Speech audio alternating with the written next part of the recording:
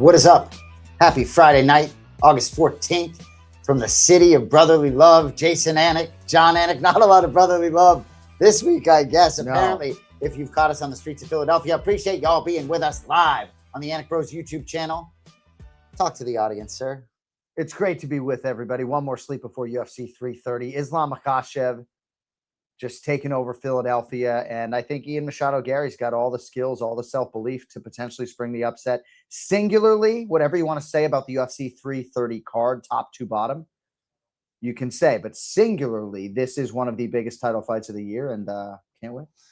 So we got questions, comments coming in. Appreciate y'all being with us live. Don't be afraid to hit that subscribe button.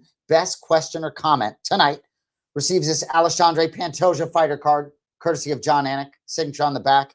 And then later in the program, we're also going to be giving away this Ilia Topuria fighter card from UFC 298 when he first won his title. Going to have some folks join us on the back end. Kevin Fernandez from the UFC Sports Cards Facebook group, which has just completely blown up. So that should be fun. But questions piling up.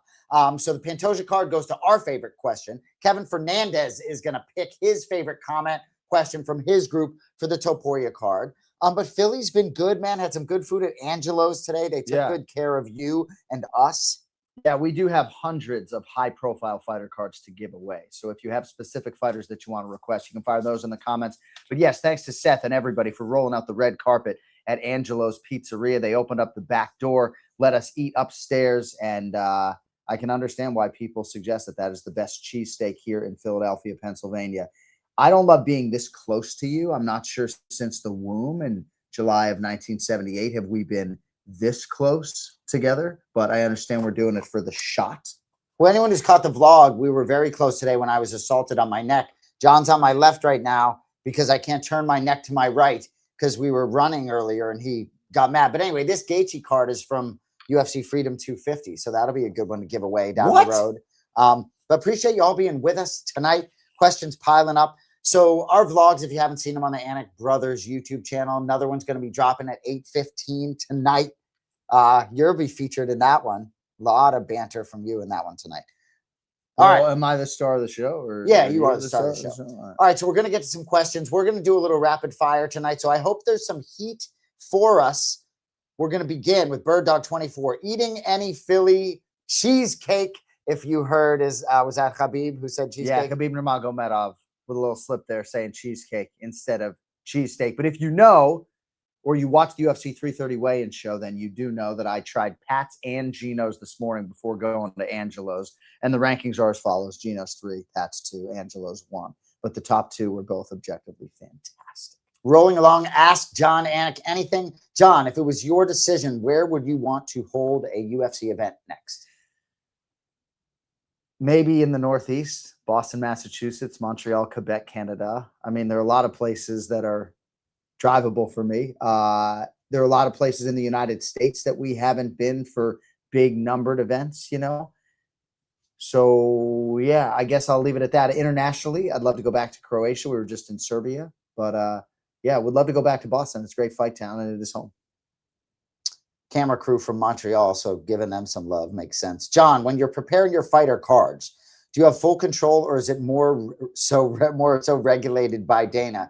And is there anything specific you look for to highlight on fighters when you're doing the cards? Well, the whole approach during the week is to try to maybe come up with things that we haven't said before, and you want to talk about the things that are topical and are timely relating to those fighters. That's why we got to kind of do a fresh card every week. But I don't necessarily have any one particular directive. I certainly don't have any directives from the company. My jumping off point is the UFC generated fighter bios. I turn those into my own notes, and then I'm constantly adding notes through film study and conversations and everything else. But it's exhaustive. It is a labor of love, but it's never ending. You know, there's a chance tonight when I leave here and walk back to our hotel that I pick up a nugget, that I walk up to my room and add to a fighter card. Speaking of the hotel, thanks to all our great friends at the Westin Hotel. Little jaunt over here with our camera crew, Giuseppe, Plesha in the back. Appreciate you all being with us live. Next question for Jon Anik. He's giving what? I'm not doing anything. I'm just watching you do what you do. Second question, do you fan mail autographs? If so, can you please message me the address? Thank you. Thank you, Dave. We had a post office box at one point in time, but we'll work on that. We will try to get some autographs out to the fans. You can message me on Instagram at Boston Anik, Dave, and I'll take care of you. Wow. What do we got next here? John from our friend Dixon. Would you retire from broadcasting if you and Jasa win Circa Survivor this season and become millionaires? Great question. What's out of the our pot? guy.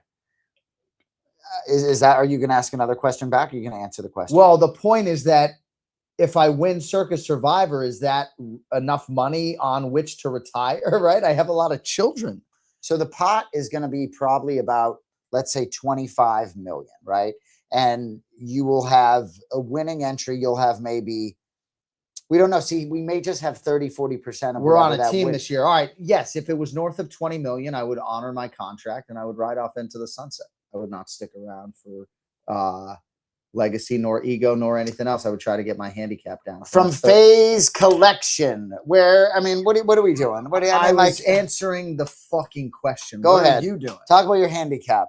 I mean, ask Jon Anik anything, guys. You know, he talks to me about how often I interrupt him, but I really interrupt him when I become bored.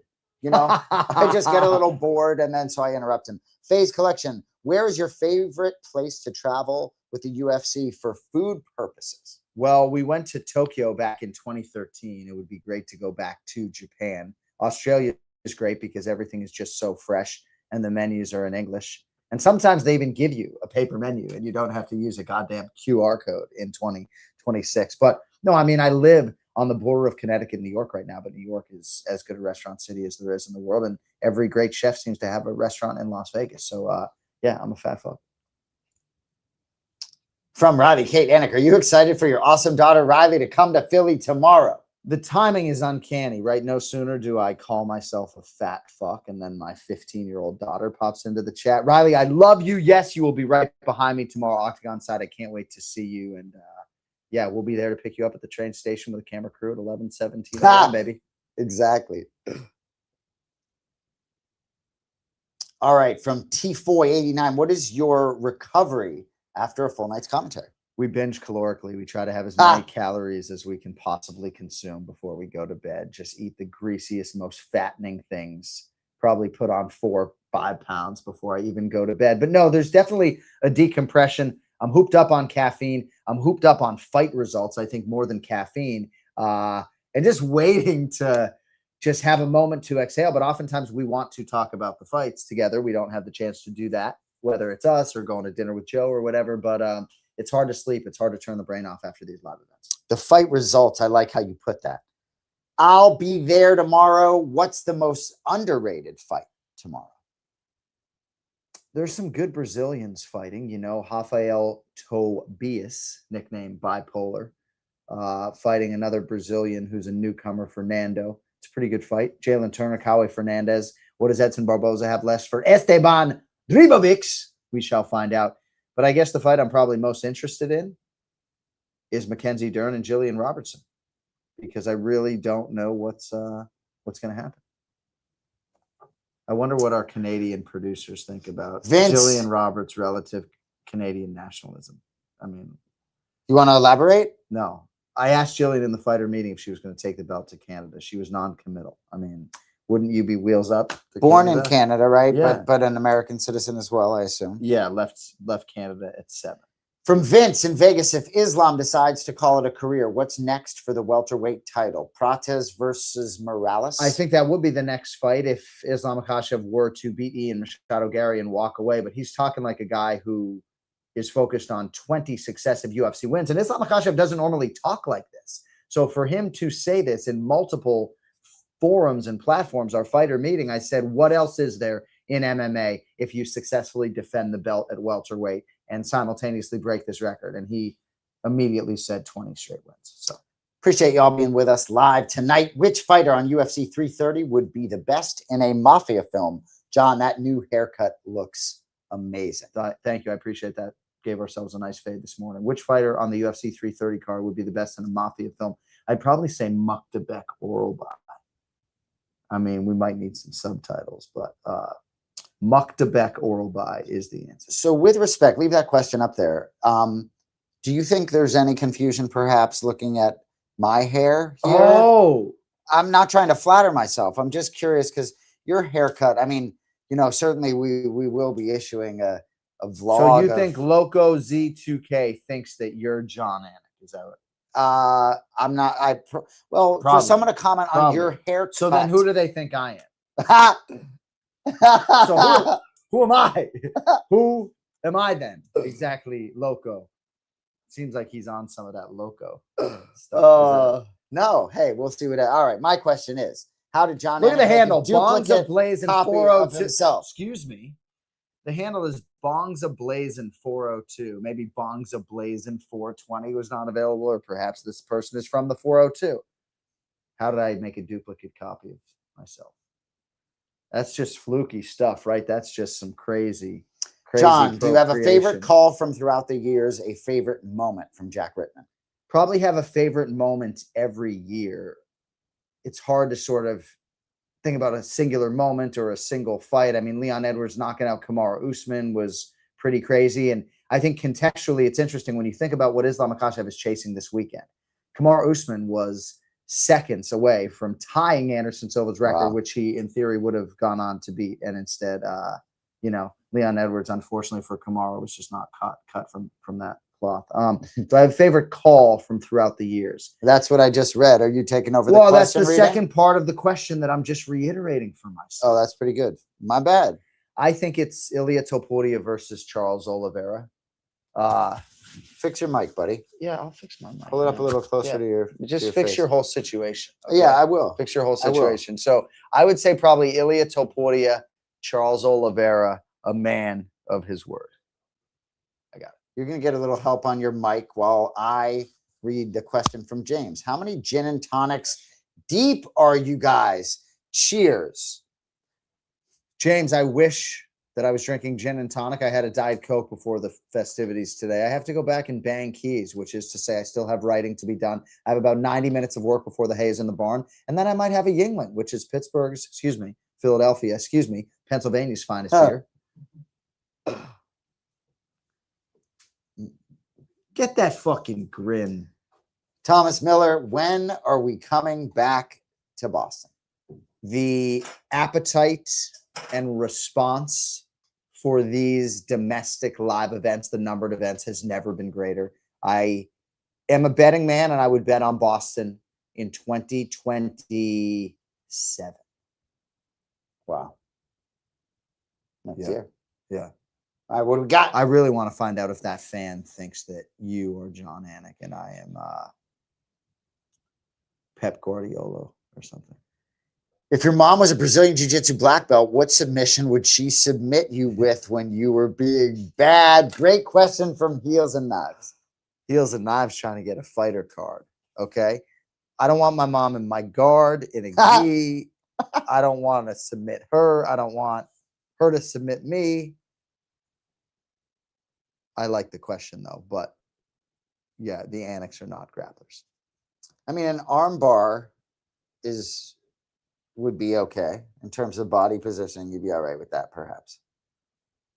Huh? Yeah, I mean, do you want to get submitted by your mom? It sounds like you do. Next question. No. Same mom. She can submit If you had to choose one fighter / commentator to take up the Octagon announcer role, who would you pick? Am I allowed to pick myself humbly or no? I guess I would say Michael Bisping. I love the way he caps his post-fight interviews, and I think he would do a great job. But put me in, coach. I thought Charlie Arnold did a fantastic job when she had to step in there for, I believe, Joe Martinez mid-show, if I'm not mistaken. Yeah, and if I could just get in here quickly, I know Mike Jones wants me firing through these. We appreciate you in the back, Mike Jones. But yes, Charlie Arnold crushed it filling in for Joe Martinez. But obviously, those guys do well, Martinez and Buffer, and they just brought in Justin Benad, right? So that spot pretty locked up. From Icy Grapes, when is Tom Aspinall fighting Cyril Gane? I gotta think it's Madison Square Garden in November in New York, right? You would have the heavyweight championship there. So not informed speculation, just a thought. But yeah, I think MSG for Tommy and Cyril Bongama. So before we get to the next question, when John assaulted me this morning, that was this vlog that's dropping right now. So if you're not enjoying this chat, or after this chat, perhaps go check that out. I think that's pretty entertaining. And by the way, I assaulted him. I didn't assault him, actually. If there's any litigious fucks out there, there was no assault here. It was self-defense, right? He was bullying me. He was talking to me in a way that was extremely condescending. But whatever physical altercation happened was not on film. But yes, episode 3 of the UFC 330 vlog is now live on the Anik Bros YouTube. Yeah, I don't ever see. Who wins between Mark Goddard and Big John McCarthy from Chain Reactions 12? In a fight right now? I mean, Big John, has been through it to get to it, I'll go Goddard. I'll go Goddard. Although, no, I mean, Big John McCarthy's a bad man. But, I think right now, give me the younger, fresher fighter. Love you, Big John. Love you. What did Hoofi versus Arman? Why did Hoofi versus Arman happen? Why is Sarukyan getting passed up for the lightweight title and even BMF title, despite being the clear contender for both? It seems as though Charles Oliveira and Arman Sarukyan were going to rematch in Los Angeles before Alan Nascimento passed away. May Puto Oso rest in peace, right? But I think that fight was going to happen whether the BMF belt was on the line or not. I don't know if Arman Sarukyan is being passed over per se. This is an exceedingly dangerous fight. I think he's probably being paid handsomely to take one more fight. But I would agree with you that he is the undisputed #1 contender, and in a straight meritocracy, with respect to a Topuria Gaethje rematch, Arman Sarukyan should absolutely be fighting for the belt. He's one of the best fighters in UFC history to never fight for the undisputed title already. So,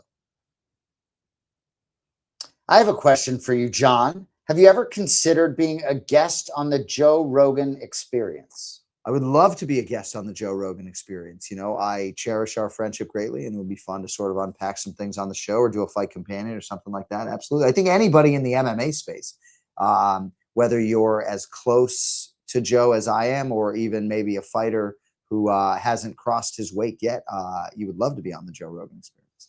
Well, I've always said the best way, and you've said the best way not to get a $50,000 bonus from Dana White was to ask for the $50,000 bonus, right?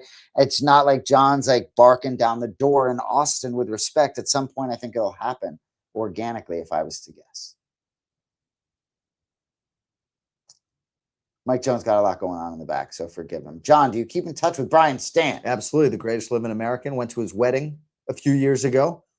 Tremendous individual, continues to support me from afar. And yeah, I will always value his friendship, his leadership, his opinions, his work ethic. I know if anything goes sideways, he would be my first phone call. Well, and such a big fan of Brian Stant that question actually might actually have a chance at winning something. John, how was the size difference between Ireland between Islam and Ian? Right. So, well, it says IRL. Am I missing something?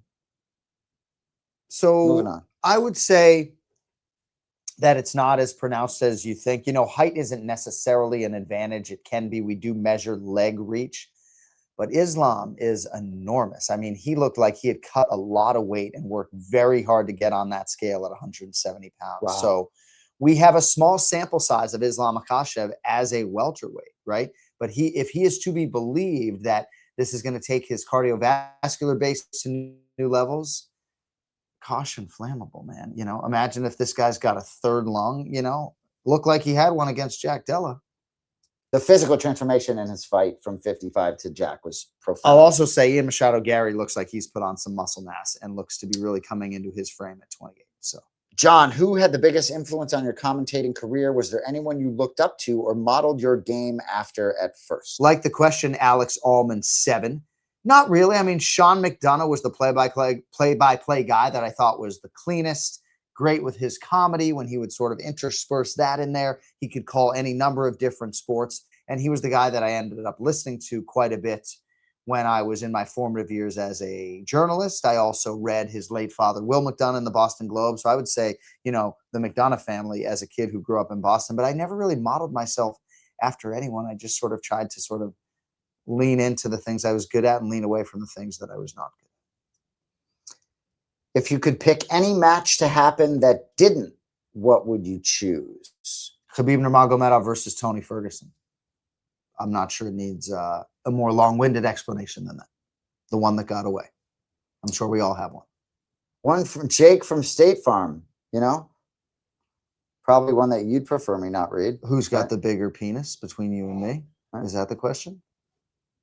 I mean, the DNA could perhaps answer that, right? Yeah. Right? Same DNA? Yeah. Pretty fucking close, bro. Really need to know. Pretty fucking close. Like, Jake, you know, want to fucking come to Philly and help us figure it out. Mike Jones thrown off in the back as well. He just sent us that commentary card. Everything has gone awry. Jason, when are you going to rock the bald look like John? Don't worry, I know who's who. Okay, so I was want to come to Philly and find out. So the dude asking about the haircut. I shouldn't have said it. He was definitely talking about you, right? And he's asking when I'm going to rock the bald look. I fucking hear you and I feel you. I shaved my head and then I would prefer to be bald, but being confused for John happens whether I have hair down to my shoulders, whether I'm wearing a hat, no matter what. But yes, I'd prefer to be bald at this stage of my life and shave my head. But I don't know when it's going to happen. Brennan Ray, if judges didn't exist and every fight had to end in a finish, who would be the UFC GOAT? Well, I mean, are we talking 10-minute rounds? Are we talking like if Islam Makhachev gets Jack Della Maddalena down and keeps him there at the end of round 1, does Jack begin on his back to begin round 2? I think it's Khabib Nurmagomedov. I think he eventually just breaks you and makes you cry and question your relative gender and manliness. So, yeah, Khabib. Great question, actually. From Brennan Ray, 23. Yeah, it's a good question. John, you've called so many iconic UFC moments. What's the one moment where it was the hardest to stay professional because the fan in you completely took over? Good question. When Daniel Cormier knocked out Stipe Miocic.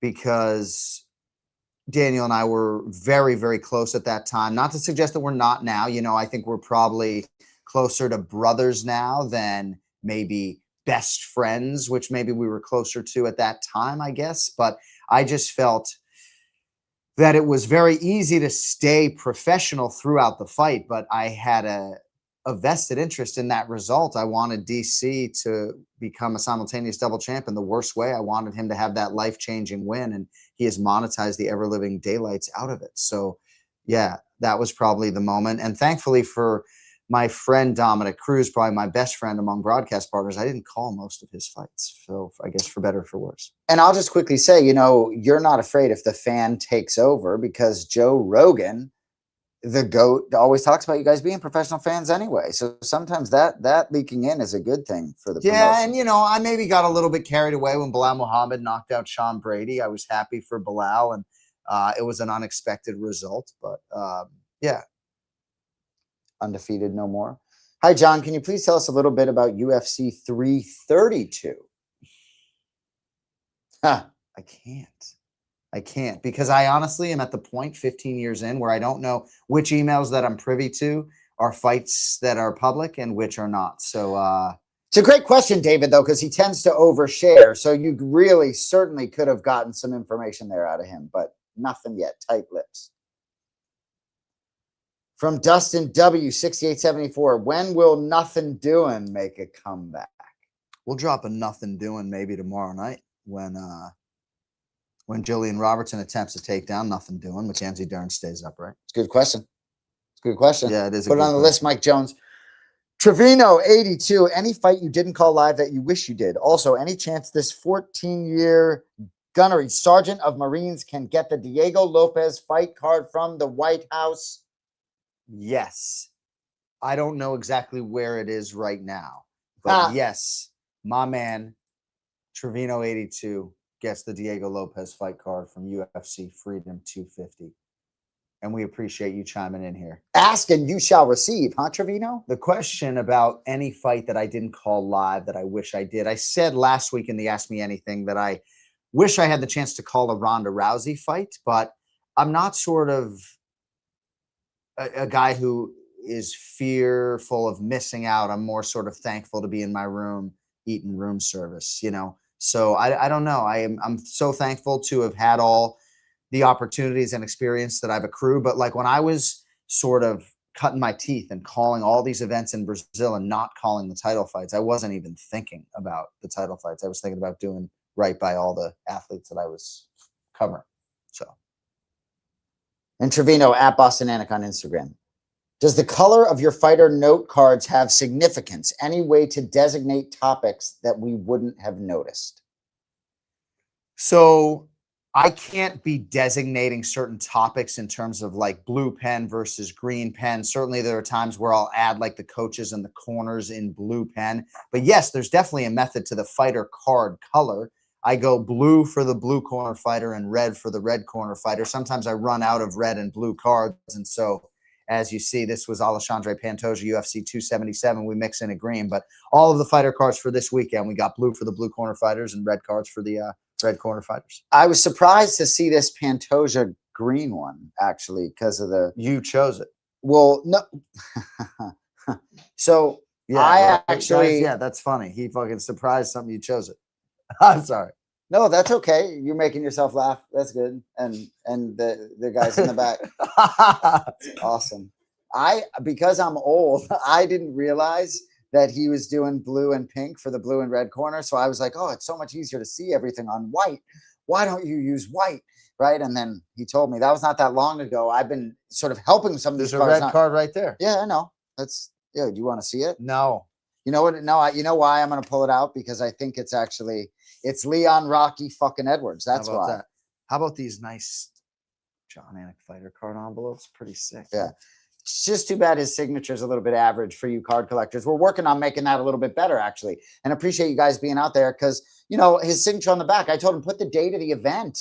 You know, what are we seeing here? Best pizza, New Haven or New York City, and what pizza place? New Haven. Give me as thin as possible, paper thin. Oh gosh, I mean, I live close to Glenville Pizza, so that's my favorite spot. Colony Pizza as well, which is in Portchester, New York. But yeah, there are so many amazing places to get pizza in Connecticut and New York. Are tremendous Canadians alongside were asking me a little bit about cuisine, and well, I guess they're asking me about moving up to Connecticut and New York, and the first thing I talked about was food and pizza. So there you go. And there you go, huh? There you go. There you go. What? Anyway, no, appreciate all the comments coming in. Do you still have all Dustin's fight cards? And if so, do you sell them? I assume that means... Mostly we give these back to fans, right? I guess at some point we could potentially sell them and give a portion of the proceeds to some special needs charity. I have kept a lot of the Dustin Poirier fighter cards. So if I believe that a fighter... I don't keep everything. Bruce Buffer's like, oh, I keep everything. I don't keep everything. I don't keep every single thing, right? But yeah, no, if you don't have anything nice to say, don't say anything. But generally speaking, when there is a fighter whom I believe can really do something, I will keep every single thing that I do on them just in case people might want that in the future. All right. Well, we'll maybe get to one more question here, and then that's exactly who we're going to get going for. Our guy, Kevin Fernandez, is in the back. Get ready, chat. He's got all his folks on. And there he is, Kevin Fernandez. I met this great man.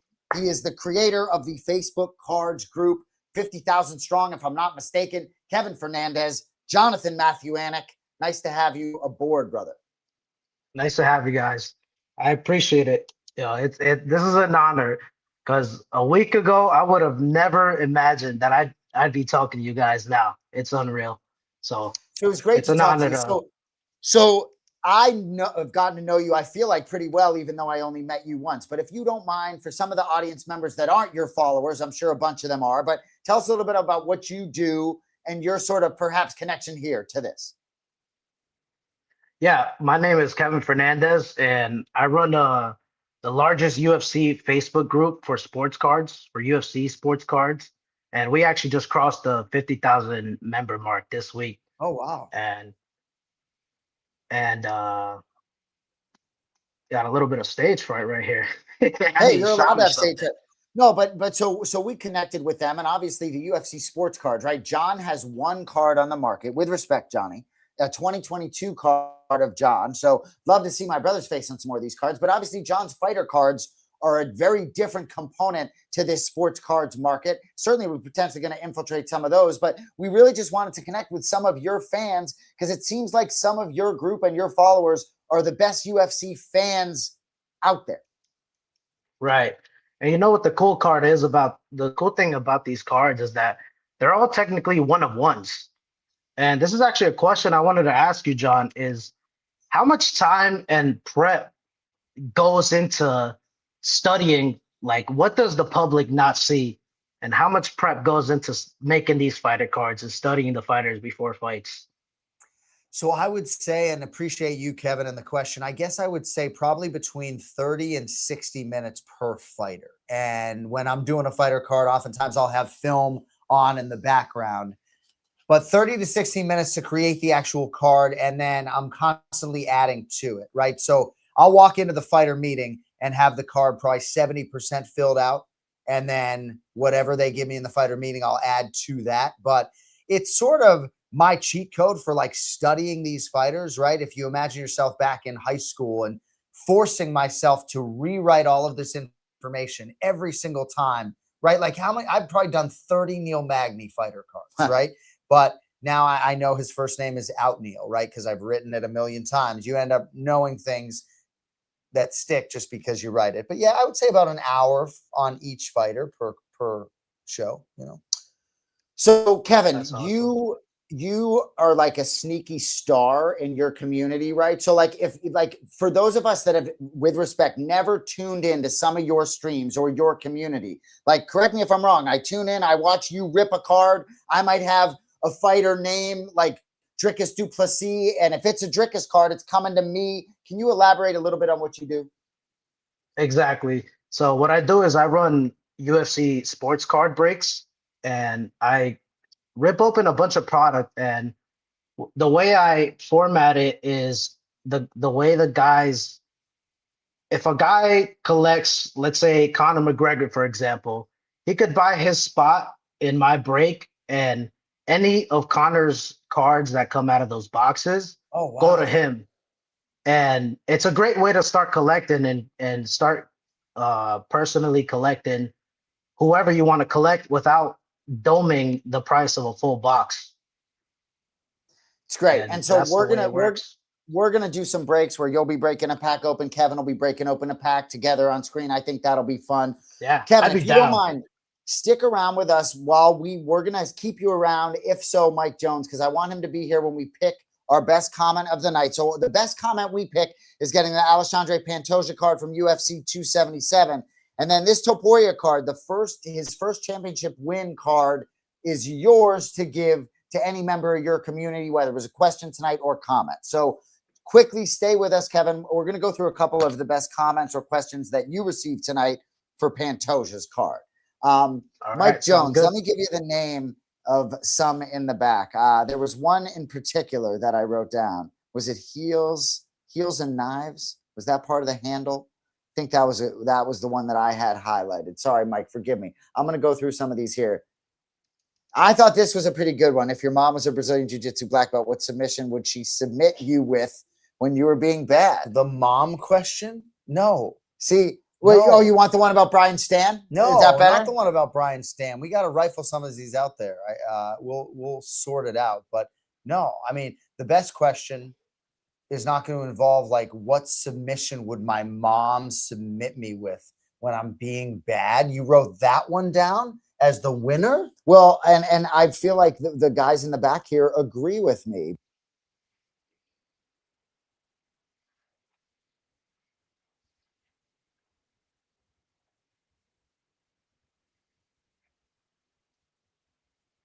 Did they lag out? Yeah, hold on. Damn. Here we are. Sorry, buddy. We're back. You like that, Kevin? Welcome to the show. We're going to get out of here. Take it over. Unbelievable. No, we'll figure out the You know, winner. we call that the Kevin Wi-Fi. Yeah, So that's all right. him this one. So all right. Well, we're going to figure out the best question on the back end, and Kevin is certainly going to get your guys to get the other card. But we're going to stay connected with you. We appreciate everybody in your community. We're going to cross over and get over there. That's a good one there, who wins between Mark Goddard and Big John McCarthy. But Kevin, anything else from you before we get you out of here tonight, my friend? Yeah, I do have another question, John. This is one that I've always wondered is, have you ever taken inspiration from other broadcasters in other sports and kind of implemented it into your style? Maybe like subconsciously more than actually doing it. I think listening to other announcers and maybe listening how they pause or how they allow the action or the natural sound to come in or how they go about punctuating a fight. But I think it's more about sort of the little things than anybody stylistically. I mean, I mentioned earlier, Sean McDonough was a big broadcasting influence for me, and he calls a lot of the big time sports for ESPN and really can do anything. But no, I mean, I'm not really a big catchphrase guy. I mean, I do say like Dateline, Philadelphia at the beginning of the big numbered events, but I've just kind of adopted my own style, and I think it's kind of worked for me, but I'm always listening. I'm always watching, always trying to get better. And Kevin, where can our audience that might not know of you find you in your group? We're on Facebook. You type in UFC Sports Cards. We're going to be the first group that comes up. Of course you are. He is Kevin Fernandez. We appreciate the time. We will be in touch. And keep in mind, this Ilia Topuria card is yours to give away to whom you desire. Appreciate you being with us, man. All right, sounds good. Before that, can I mention something? Hold on. Let's let him give it away live. Let's let him give it away. Kev, you had something to give away, yeah? Just a quick funny story. So I'm actually one of Ilia's biggest fans, and I made a bet with my followers that if he loses to Gaethje, I'm gonna shave my head. And look, yes, it grew back now. It grew back now, but there it is. I had to be a man of my word. How about that? It looks good. I mean, you know which look I prefer. So how short was this? Do we have any receipts from when it was first cut, Kevin? I know I just met you. I did. Yeah, I live streamed it. Everyone saw me get humiliated. But so that's why. Yeah, that's why I really wanted to give away this Ilia. It fits right into my character. I love it. Is there anyone else? Is there anyone you want to give this away to right here, right now? Yeah, I have a wheel right here with all the usernames of people that came from the group. So we're just gonna give this a quick spin, and whoever wins, we got to make sure that they're here. So they gotta comment here, and if they don't respond in like a minute, then we'll respin it. But they'll be here. They're my guys. I love it. All right, I love it. You ready? Here we go. The Ilia card goes to, who do we got? DMC 27 collects. DMC, let me know if you're here. I assume you know that person, right? 50,000 people in that. I think I'll know him if I see his name.